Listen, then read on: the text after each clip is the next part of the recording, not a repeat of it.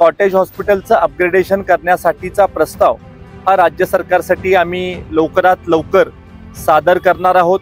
हे अपघात झाल्यानंतर पेशंटला एक अद्ययावत ट्रॉमा केअर सेंटर हे कॉटेज हॉस्पिटलमध्ये असणं हे अत्यंत गरजेचं आहे। तशा पद्धतीचा प्रस्ताव हा लवकरात लवकर तयार करण्याच्या सूचना प्रशासनाला मी दिलेल्या आहेत। जितके डॉक्टर्स कॉटेजला लागतील तेवढे डॉक्टर्स हे कृष्णा विश्व विद्यापीठ प्रोव्हाइड करेल आणि हे करत असताना कुठलंही रिन्युमरेशन हे कृष्णा हॉस्पिटलच्या डॉक्टर्सला आपण द्यायचं नाही आणि सेवाभावी वृत्तीनं ते येऊन सरकारचं काम करतील, लोकांचं काम करतील आणि येणाऱ्या काळामध्ये एक अत्यंत एफिशिएंटली चाललेलं गव्हर्नमेंट हॉस्पिटल महाराष्ट्राला हेवा वाटेल अशा पद्धतीचं हॉस्पिटल निर्माण करण्यासाठी आम्ही प्रयत्नशील राहणार आहोत। उपजिल्हा रुग्णालयाची पाहणी करण्यासाठी काही गावातल्या प्रमुख लोकांना घेऊन मी इथं आलेलो आहे। मी सगळ्या पदाधिकाऱ्यांची चर्चा केली, डॉक्टर्सची चर्चा केली आणि नेमकी कराडच्या कॉटल हॉस्पिटलला ऊर्जा अवस्थेमध्ये आणण्यासाठी आपल्याला काय केलं पाहिजे ह्याचा एक सखोल आराखडा आम्ही सगळ्यांशी बोलून तयार करण्याच्या बाबतीमध्ये सकारात्मक आहोत।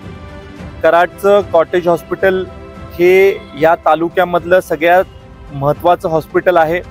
सर्वसामान्य रुग्ण कॉटेज हॉस्पिटलमध्ये आपली आरोग्याची समस्या असली की धावून येतो आणि त्यामुळं कॉटेज हॉस्पिटलचं अपग्रेडेशन करण्यासाठीचा प्रस्ताव हा राज्य सरकारसाठी आम्ही लवकरात लवकर सादर करणार आहोत। आपलं 100 बेडेड हॉस्पिटल आहे। 100 बेडेड हॉस्पिटलचं अपग्रेडेशन करायचं, एक आधुनिक ट्रॉमा केअर सेंटर, कारण आपल्याला सगळ्यांनाच माहिती आहे की पुणे बँगलोर राष्ट्रीय महामार्ग हा कराडच्या लगत जातो, त्यामुळे बरेच वेळेला ट्रॉमाचे पेशंट असतात आणि त्याबरोबरच रस्त्याचं मोठं जाळं कराड तालुक्यामध्ये आणि लगतच्या जिल्ह्याला जोडणारं देखील आहे आणि त्यामुळं काही वाहनांचे अपघात असतील किंवा इतर अपघात असतील, हे अपघात झाल्यानंतर पेशंटला एक अद्ययावत ट्रॉमा केअर सेंटर हे कॉटेज हॉस्पिटलमध्ये असणं हे अत्यंत गरजेचं आहे। तशा पद्धतीचा प्रस्ताव हा लवकरात लवकर तयार करण्याच्या सूचना प्रशासनाला मी दिलेल्या आहेत। त्याबरोबरच एक मदर चाइल्ड हेल्थच्या माध्यमातून योजनेच्या माध्यमातून 100 बेडचं एक नवीन विंग हे आज आपल्या कॉटेज हॉस्पिटलमध्ये तयार करायचं चाललेलं आहे। काही कारणांनी त्या विंगचं जे बांधकाम आहे त्याची गती ही थोडी कमी झालेली आहे किंवा काम अपूर्ण आहे। ते काम त्वरित पूर्ण होण्यासाठी राष्ट्रीय पातळीवर काही जो फॉलोअप करायला लागतो, राष्ट्रीय आरोग्य विभागाकडे जो फॉलोअप करायला लागतो तो फॉलोअप करायचा आहे आणि त्वरित त्या विंगचं काम पूर्ण करायचं आहे। त्याबरोबर काही सूचना मला मिळाल्या की गोल्डन आवरमध्ये आपल्याला तिथं निओनेटल ICU जवळ असणं गरजेचं आहे, ती सुद्धा तरतूद कशी करायची हे मी जे आरोग्य विभागाचे डेप्युटी डायरेक्टर साहेब आहेत त्यांना सूचना केलेल्या आहेत। सगळ्यात महत्त्वाचं म्हणजे की आपली ही सगळी जी वास्तू आहे या वास्तूची स्वच्छता राखणे, इथं जे काही सार्वजनिक बांधकाम विभागाच्या माध्यमातून कामं प्रस्तावित केलेली आहेत DPDCला, ती जवळजवळ 1,21,00,000ची कामं आहेत।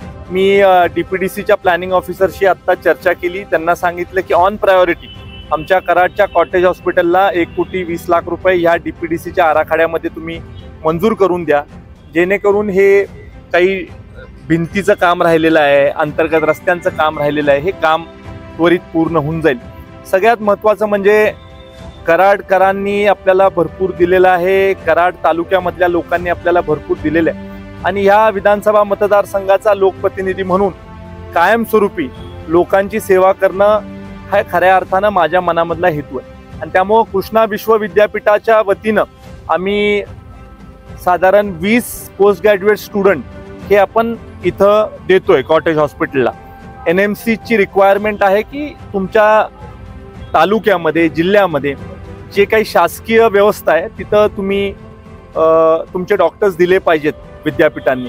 आता आपण एक पाऊल पुढे जाऊन मी आदरणीय आरोग्यमंत्री प्रकाशजी आंबेडकर साहेबांशी आत्ता चर्चा केली मोबाईलवर आणि मी त्यांना सांगितलं की आम्ही एक पाऊल पुढे जाऊ आणि साधारण जेवढे विभाग आहेत, जेवढे तुम्हाला एक्सपर्ट तिथं डॉक्टर्स लागणार आहेत ते सगळे डॉक्टर्स आपण देऊ, सगळ्या विभागाचे देऊ आणि ऑनररी डॉक्टर्स हे कृष्णा विश्व विद्यापीठाच्या वतीनं हे आपण कॉटेज हॉस्पिटलला देण्याच्या बाबतीमध्ये एक नवीन उपक्रम करायचा म्हणतोय। आपण राज्याच्या मंत्री महोदयांना म्हटले की आमचा एक MOU करून घ्या त्या MOU मध्ये जितके डॉक्टर्स कॉटेजला लागतील तेवढे डॉक्टर्स हे कृष्णा विश्व विद्यापीठ प्रोव्हाइड करेल आणि हे करत असताना कुठलंही रिन्युमरेशन हे कृष्णा हॉस्पिटलच्या डॉक्टर्सला आपण द्यायचं नाही आणि सेवाभावी वृत्तीनं ते येऊन सरकारचं काम करतील, लोकांचं काम करतील. आणि माझ्या मनामधले जे काही समस्या होत्या त्या सगळ्या समस्या मी त्यांच्याशी आरोग्यमंत्र्यांशी चर्चा करून घेतलेल्या आहेत आणि कॉटेज हॉस्पिटलला एक एफिशियंट हॉस्पिटल ह्या महाराष्ट्रामधलं काम करणारं हे करण्याच्या बाबतीमध्ये जे काही करायला लागेल ते सगळं करायचं आणि खाजगी रुग्णालयाला लाजवेल अशा पद्धतीची सेवा ही गोरगरीब रुग्णांना उपलब्ध करून द्यायची आणि याच्यासाठी सगळ्या उपाययोजना करायच्या. याच्यासाठी आम्ही सगळे प्रमुख लोक बसून एक चांगला आराखडा केलेला आहे. येणाऱ्या काळामध्ये बरंचसं काम याच्यासाठी करावं लागणार आहे, कारण ह्या सगळ्या गोष्टी करायच्या म्हटल्या की लगेच ह्या सगळ्या गोष्टी होणं शक्य नसतं.